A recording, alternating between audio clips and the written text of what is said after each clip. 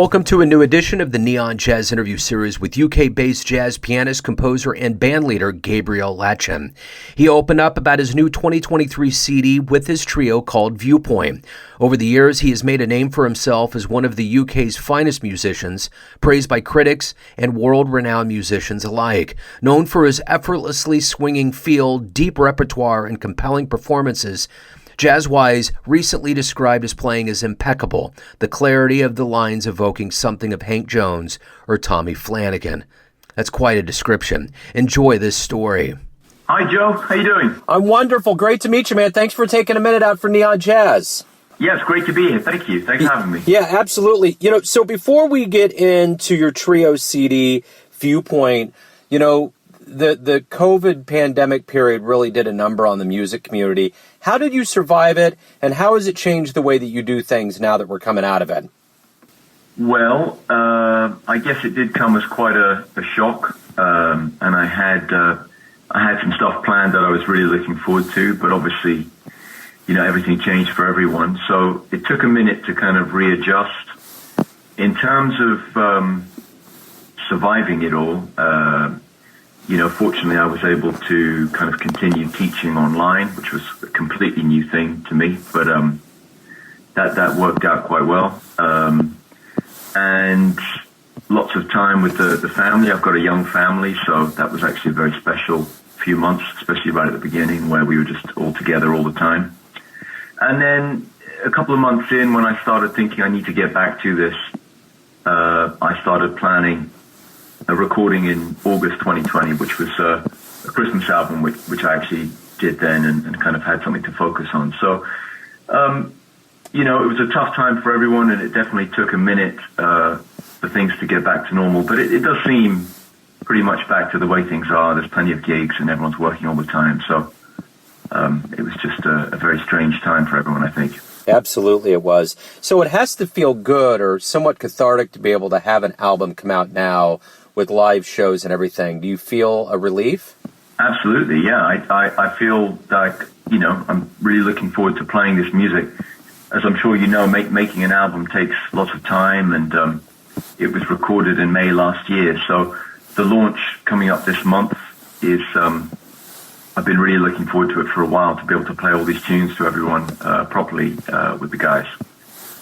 So let's go back a little bit into your music lineage here. How did this music journey begin for you? How did you not only get into playing an instrument, but how did jazz become your focus?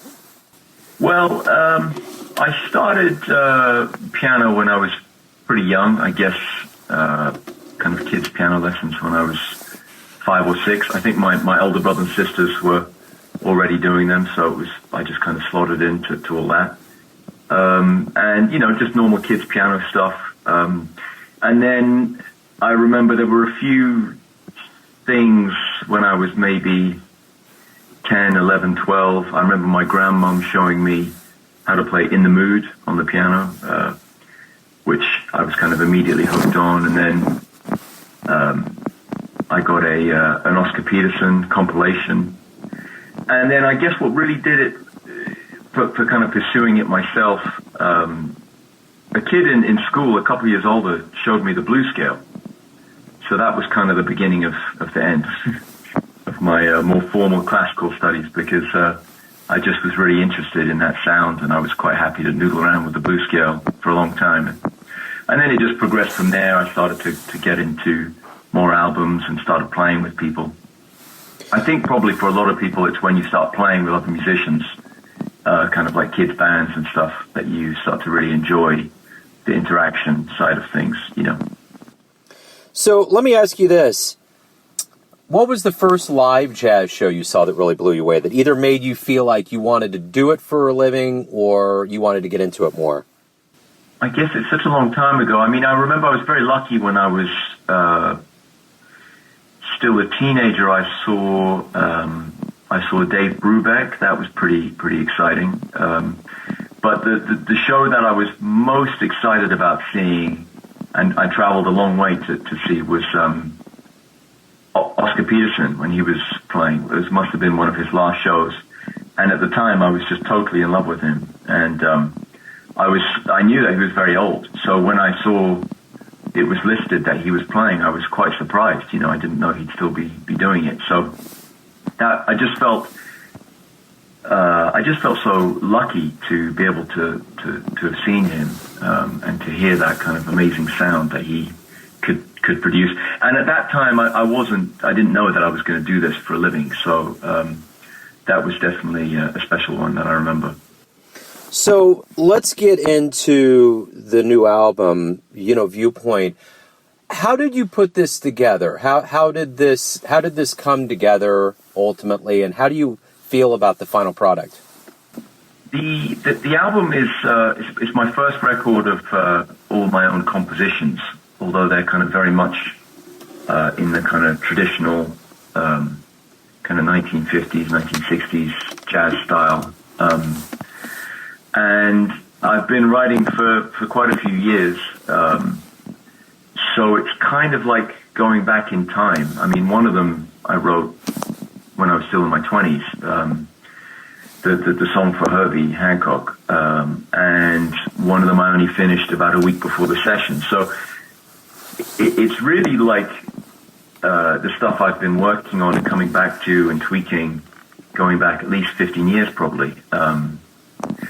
So I just felt like, having done a few albums, and in particular the last one being all very well-known Christmas songs, that I wanted to kind of go in the opposite direction and to record my own music. And that's kind of the title, that this is supposed to be my own kind of viewpoint on the whole thing. So then in practical terms, how it came together was I saw that the great Joe Farnsworth was going to be playing at Ronnie Scott's in London last year. So I was very excited about him coming over, and I sent him a message asking if he had any spare time and if he could get together to make the session, and thankfully he did. And it was just such a great experience meeting him and playing with him and hearing him play all my own music as well, which was just such a thrill.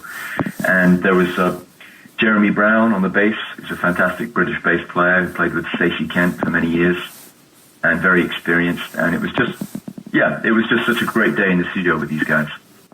So what is the best part of this process of being a professional musician? There's so many levels and aspects to it, but what do you look forward to the most? I think probably, I imagine it must be the same for a lot of people. It's just when you're playing and you're on stage and you just feel like there's something special about this moment right now. Everyone's playing well and you're enjoying what you're doing, and everything feels in the pocket. And it's difficult to put into words what that feeling is, but it's definitely a really exciting, kind of thrilling feeling where you just feel really in the moment, which is, you don't always get, I guess, in the rest of life. So I think it's just playing when you feel like it's really happening and everything's coming together nicely and you want to keep going. That's a really good feeling. That's the best feeling about this whole thing. So if you were to have a dream tonight, run into, say, the 20-year-old version of yourself, and you could give that younger version of you a piece of advice based on the wisdom you've gained in your life, what would you tell your young version? Wow, that's a good question. I don't know where to begin. I feel like I have many things to say. I mean, specifically to do with music. Maybe some ideas on what to. Well, first of all, maybe some suggestions for things to listen to. Maybe some things took me a bit of time to discover for myself. It's been quite a kind of organic process because I didn't grow up in a house where jazz was playing all the time. A lot of great musicians, their parents are fantastic jazz musicians themselves, so they've definitely got a head start. Maybe some suggestions of music to check out. I think I definitely have some things to say about what to work on and how to practice. Again, I feel like the kind of jazz journey is, in a lot of ways, like self-taught. It's a lot of kind of self-discovery, which is great, and I'm sure it's that way for a lot of people, but it does take plenty of time doing it that way, working out what works, maybe what's not such a good use of time. So, yeah, ideas like that, like how to kind of knuckle down and get on with it, get into it a bit more directly.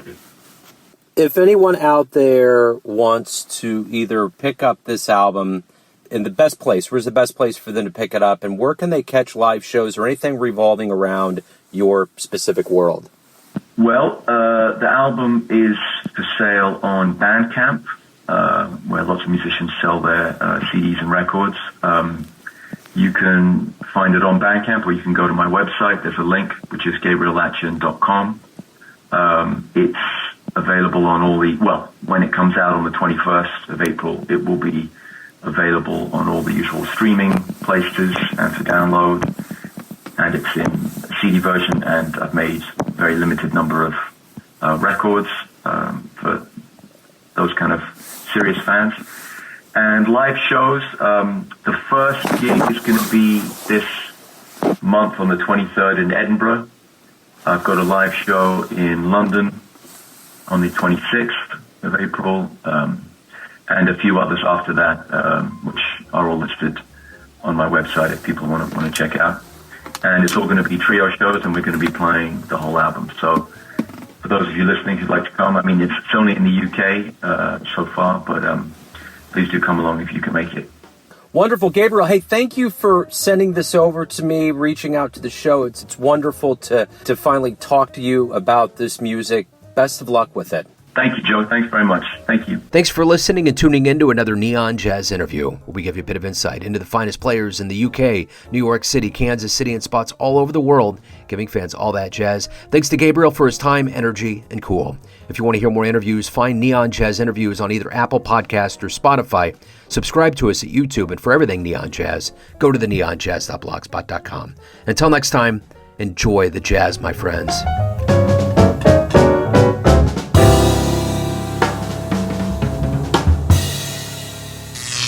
Neon Jazz.